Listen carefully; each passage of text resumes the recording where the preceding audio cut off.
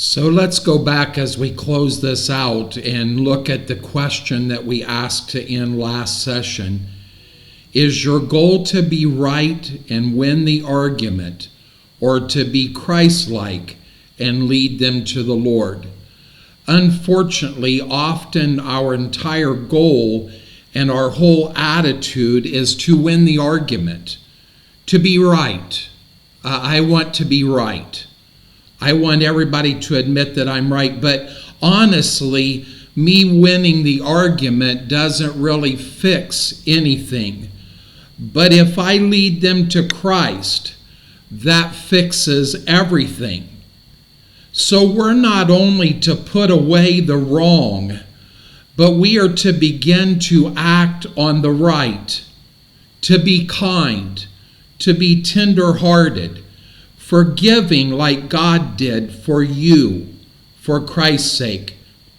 It's true that if we take care of what we should be doing, we often don't need to be concerned with what we shouldn't be doing.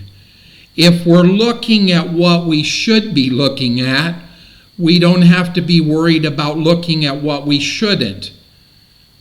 If we do the do's, then the don'ts often take care of themselves.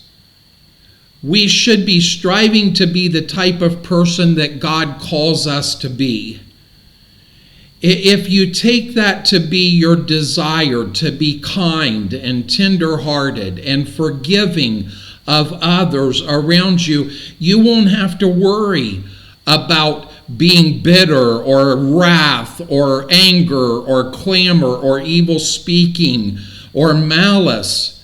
When you begin to look at things, so how do we deal with these issues? How do we put these things away from us that Paul says that we need to put away from us?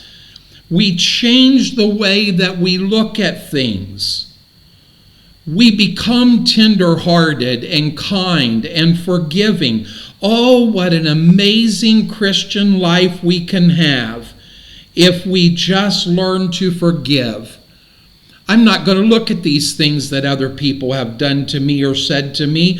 I'm not going to let them be a hindrance in my life. I'm going to strive to be Christ-like myself, which is kind, tender-hearted, and forgiving.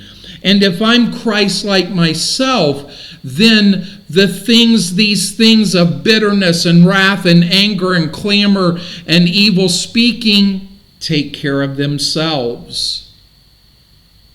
So how do I deal with it? I begin to teach my heart and teach my attitudes to change in the way that I look at things. So when I'm dealing with bitterness and wrath and all of those types of things, I come to the attitude of how should I be looking at things? Kind and tender-hearted and forgiving. See, that's why Jesus said the two greatest commandments was to love the Lord your God with all your heart, mind, soul, and strength, and to love your neighbor as yourself. Because if you are doing that, you don't have to worry about all of the other commandments because you're not going to break them.